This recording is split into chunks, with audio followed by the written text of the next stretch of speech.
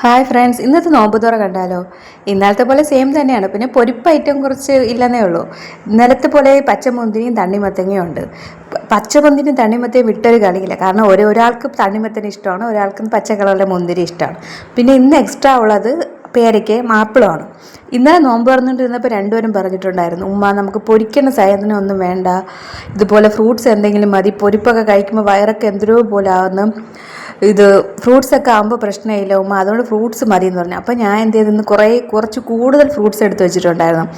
തണ്ണിമത്തനൊക്കെ ആണെങ്കിൽ എൻ്റെ മൂത്ത മോൾ ഇഷ്ടം പോലെ കഴിക്കും, അവൾ നന്നായിട്ട് കഴിക്കും.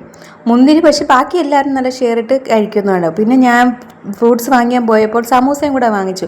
കാരണം ഈ കഞ്ഞി കുടിക്കുമ്പോൾ എന്തെങ്കിലും ഒന്ന് ചെറിയ മസാല ചേർത്ത് എന്തെങ്കിലും ഒന്ന് കടിക്കാൻ കിട്ടുമ്പോൾ കഞ്ഞിക്ക് കുടിക്കുമ്പോൾ ഒരു പ്രത്യേക ടേസ്റ്റാണ്. പള്ളിയിലൊക്കെ കഞ്ഞിക്ക് കൂട്ടായിട്ട് ഈ മരിച്ചിൻ്റെ തോരനൊക്കെ ഉണ്ട്. അതിനുവേണ്ടി കഞ്ഞിക്ക് കൂട്ടായിട്ട് ജസ്റ്റ് ഒരു 5 സമൂസ വാങ്ങിച്ച് വെച്ചതാണ്. പിന്നെ പഴം വാട്ടിയതും ഏത്തക്ക നെയ്യിലിട്ട് വാട്ടിയതും.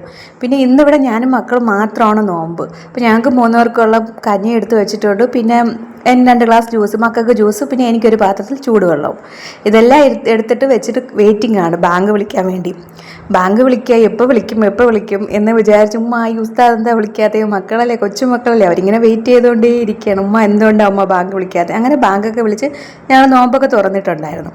പിന്നെ അതിനുശേഷം കഴിക്കാനുള്ളതെന്ന് വെച്ചാൽ ദോശയും തക്കാളി ചട്നിയാണ്, തക്കാളി ചമ്മന്തിയും.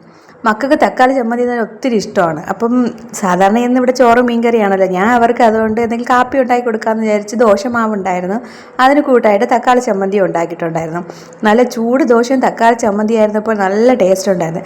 രണ്ടുപേരും കഴിച്ചിട്ടുണ്ട്. പിന്നെ തറായി നമസ്കരിക്കാൻ പോയിട്ടുണ്ട്. ഓക്കെ ഫ്രണ്ട്സ്, എൻ്റെ ഈ വീഡിയോ ഇഷ്ടപ്പെട്ടാൽ ലൈക്ക് ചെയ്യണേ. Okay, by.